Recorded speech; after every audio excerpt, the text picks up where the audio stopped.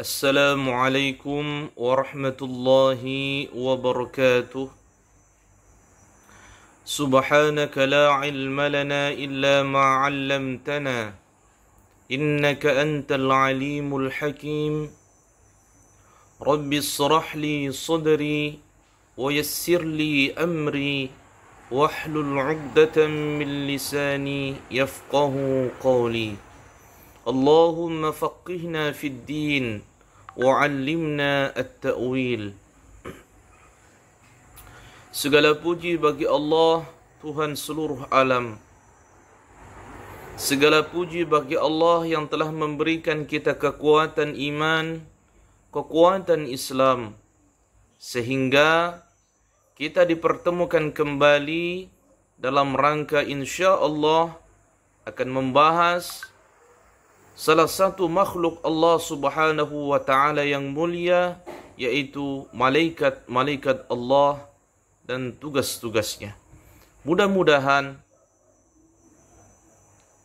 dengan mengenal malaikat dan tugas-tugasnya ini, bertambah keimanan kita kepada Allah Subhanahu wa ta'ala, bertambah ketakwaan kita kepada Allah Subhanahu wa ta'ala, yaitu dengan cara menjalankan seluruh perintah-perintahnya dan menjauhi segala bentuk larangannya.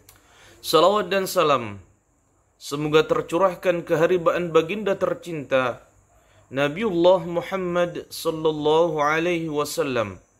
Dialah nabi yang telah menaburkan mutiara-mutiara hidayah di atas reruntuhan puing-puing kejahiliaan. Dengan kata lain, yakni minal zulumati ilan nur. Anak-anakku semua yang saya kasihi, yang saya banggakan, insyaallah pembahasan kita pada kesempatan kali ini tentang bagaimana beriman kepada malaikat-malaikat Allah yang dikemas dengan materi mawas diri dan introspeksi dalam menjalani kehidupan. Adapun pencapaian pembelajaran dari materi ini adalah peserta didik dapat mendalami rukun iman. Adapun pencapaian pembelajaran dari materi ini adalah peserta didik dapat mendalami rukun iman. Nah, apa saja rukun iman? Rukun iman itu ada 6. Yang pertama, beriman kepada Allah Subhanahu wa ta'ala. Yang kedua, beriman kepada malaikat-malaikat Allah Subhanahu wa ta'ala. Nah, insyaallah pembahasan ini yang kita akan perdalam lagi. Yang ketiga, iman kepada kitab-kitab Allah Subhanahu wa ta'ala. Yang keempat, iman kepada rasul-rasul Allah Subhanahu wa ta'ala. Yang kelima, iman kepada hari kiamat. Dan yang keenam adalah beriman kepada qada dan qadar Allah Subhanahu wa ta'ala. Nah, setelah Bapak menjelaskan tentang capaian pembelajaran, maka selanjutnya adalah tujuan pembelajaran. Apa yang menjadi tujuan pembelajaran? Yang pertama, peserta didik dapat menguraikan fungsi iman kepada malaikat-malaikat Allah dalam kehidupan. Yang kedua, peserta didik dapat memberi contoh cara menumbuhkan karakter positif sehingga tertanam dorongan untuk beramal baik dan menjauhi perbuatan-perbuatan buruk. Nah, adapun yang menjadi peta konsep, yang pertama adalah makna iman kepada malaikat. Yang kedua, sifat dan perilaku malaikat-malaikat Allah Subhanahu wa ta'ala. Yang ketiga, tugas malaikat-malaikat Allah Subhanahu wa ta'ala. Yang keempat, hikmah beriman kepada malaikat-malaikat Allah. Yang kelima, sikap yang ditimbulkan dari beriman kepada malaikat-malaikat Allah Subhanahu wa ta'ala.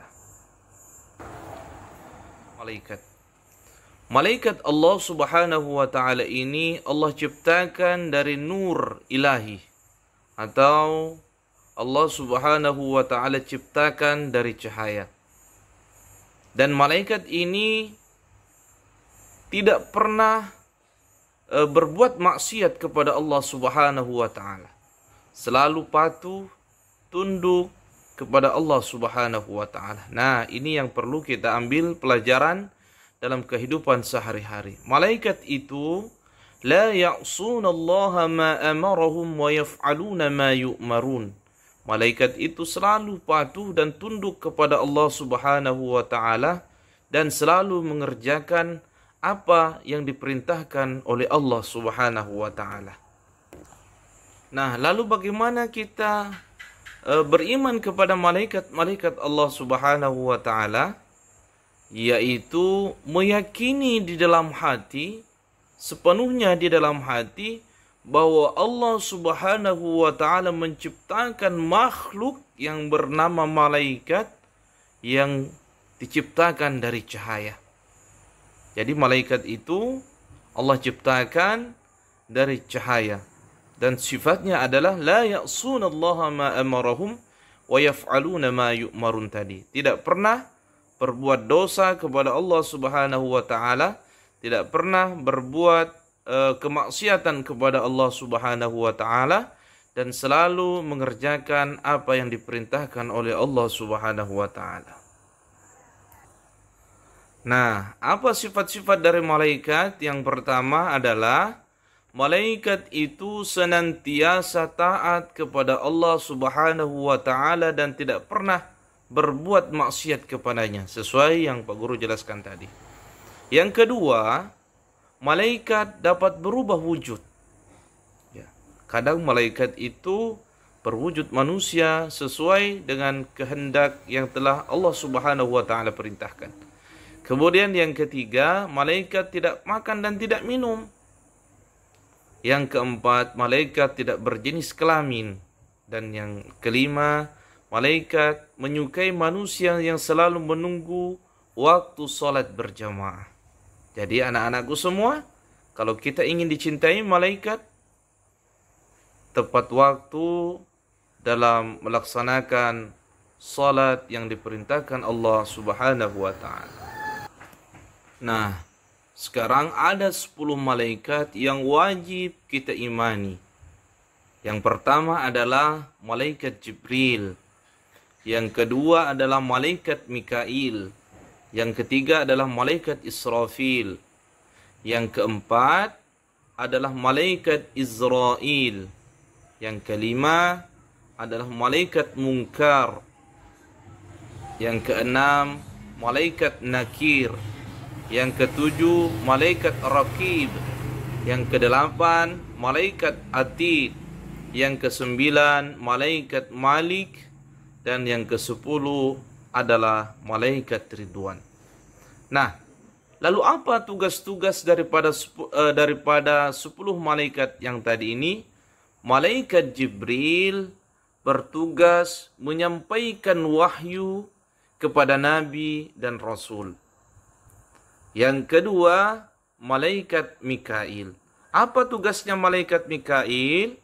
Tugasnya malaikat Mikail adalah menurunkan rizki dan hujan. Jadi, hujan itu diturunkan karena tugas daripada malaikat Mikail. Yang kedua apa tadi anak-anak? Yang kedua adalah malaikat Mikail. Apa tugas daripada malaikat Mikail? Malaikat Mikail adalah mengatur rizki kepada seluruh makhluk-makhluk Allah Subhanahu wa ta'ala. Seperti hujan, memberi kehidupan pada tumbuh-tumbuhan, dan lain-lain sebagainya. Yang ketiga adalah malaikat Israfil. Malaikat Israfil tugasnya adalah meniup trompet sangkakala pada saat datangnya hari kiamat. Tahu hari kiamat? Semua akan hancur musnah kecuali zat yang maha kekal, yaitu Allah Subhanahu wa ta'ala. Kemudian yang keempat adalah malaikat Israel. Apa tugas daripada malaikat Israel? Tugas daripada malaikat Israel ini adalah mencabut nyawa manusia apabila sudah tiba ajalnya.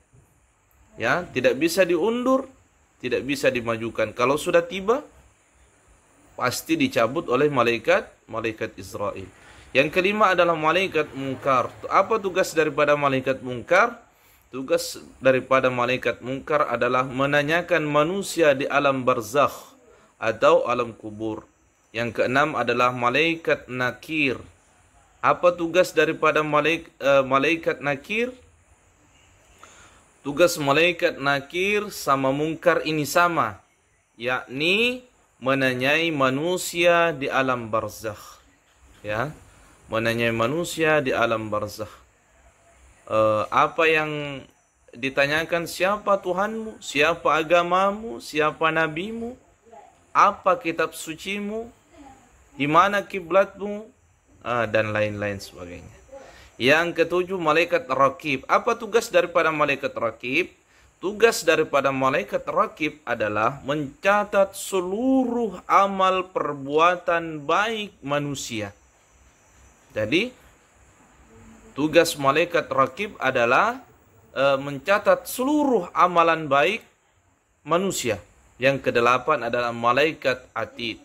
Ya, tugasnya adalah mencatat setiap amalan dan perbuatan buruk yang dilakukan oleh seluruh manusia. Ya.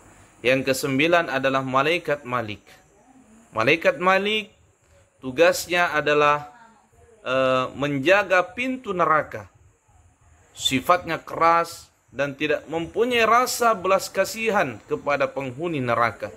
Selalu tunduk dan patuh sepenuhnya kepada Allah Subhanahu wa ta'ala. Ya, sebagaimana dalam surah At-Tahrim tadi, la ya'sunallaha ma amarahum wa yaf'aluna ma yu'marun. Yang ke-10 adalah tugas malaikat Ridwan adalah mengawasi pintu surga. Malaikat Ridwan juga bertugas menyambut seluruh hamba-hamba Allah yang masuk ke dalam surga. Sikapnya lemah lembut, sangat ramah saat mempersilahkan orang-orang masuk ke dalam surganya Allah Subhanahu wa ta'ala.